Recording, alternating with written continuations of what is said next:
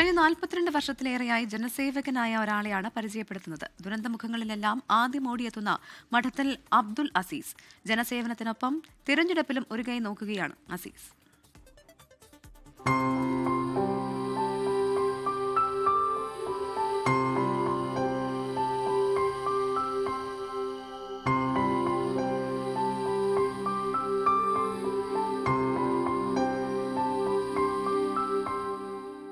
നമ്മൾ ഈ വീഡിയോയിൽ കണ്ട മഠത്തിൽ അസീസ് എന്ന അസീസ് കെയെ എല്ലാവർക്കും അറിയാം.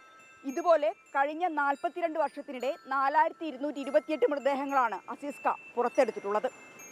ഒരു പുതിയ ദൗത്യവുമായാണ് ഇത്തവണ ജനങ്ങളിലേക്ക് അദ്ദേഹം എത്തുന്നത്. അതെന്താണെന്നല്ലേ നമുക്ക് നോക്കാം.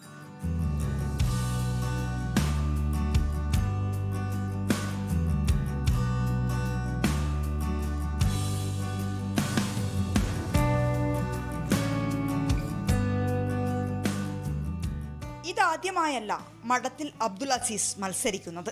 അന്നൊരു രാഷ്ട്രീയ പാർട്ടി അംഗമായിട്ടായിരുന്നു അദ്ദേഹം മത്സരിച്ച് ജയിച്ചത്. എന്നാൽ ഇപ്പോൾ സ്വതന്ത്ര സ്ഥാനാർത്ഥിയായാണ് മത്സരിക്കുന്നത്. എന്തിന് മത്സരിക്കുന്നു എന്ന ചോദ്യത്തിന് ഇതായിരുന്നു മറുപടി. ഞാൻ എൻ്റെ വാർഡിൽ ഒരു മരണപ്പെട്ടൊരു വീട്ടിൽ പോയപ്പം ആ മരണപ്പെട്ട വീട്ടിൽ എൻ്റെ അയൽവാസികളും അതേപോലെ എൻ്റെ സുഹൃത്തുക്കളും എൻ്റെ വാർഡിലുള്ള ഒട്ടനവധി വോട്ടർമാരുൾപ്പെടെ അമ്മമാരുൾപ്പെടെയുള്ള ആളുകൾ എന്നോട് പറഞ്ഞു, അസീസ് ക, ഈ കഴിഞ്ഞ കൊറോണ കാലത്തും നിപ്പ കാലത്തും പ്രളയം ഉണ്ടായപ്പോഴൊക്കെ ഞങ്ങളോടൊപ്പം ചേർന്ന് നിന്ന് പ്രവർത്തിച്ച ഒരാളാണ് നിങ്ങൾ. അതുകൊണ്ട് നിങ്ങളെ ഞങ്ങൾക്ക് ആവശ്യമാണ്, നിങ്ങൾ എന്തായാലും നോമിനേഷൻ കൊടുക്കണം. സ്വതന്ത്ര സ്ഥാനാർത്ഥിയായതുകൊണ്ട് തന്നെ ആരും വോട്ട് പിടിക്കാൻ കൂടെയില്ല.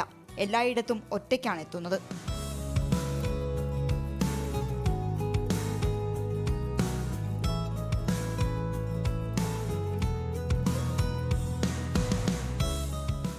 ഒരു ദിവസം 100 വീട് എന്നതാണ് കണക്ക്. ഇതിനിടയിൽ തന്നെ തേടി എന്തെങ്കിലും കോള് വന്നാൽ വോട്ടുപിടുത്തം നിർത്തി അസീസ് അങ്ങോട്ട് പോകും. പിന്നെ തിരിച്ചെത്തി സമയം പോലെ വോട്ടുപിടുത്തം തുടരും. ഒളവണ്ണ പഞ്ചായത്തിൽ വാർഡ് 16-ലാണ് അസീസ് മത്സരിക്കുന്നത്. രാജേഷ് വെള്ളരിക്കുണ്ടിനൊപ്പം മിഥില ബാലൻ, 24 കോഴിക്കോട്. ലോകത്തെവിടെയായാലും ഏത് സമയത്തും 24 വാർത്തകളും ഓഗ്മെന്റഡ് റിയാലിറ്റി പാക്കേജുകളും എക്സ്പ്ലെയിനറുകളും വിശദമായി കാണാൻ ഞങ്ങളുടെ യൂട്യൂബ് ചാനൽ നിങ്ങൾക്ക് സബ്സ്ക്രൈബ് ചെയ്യാം.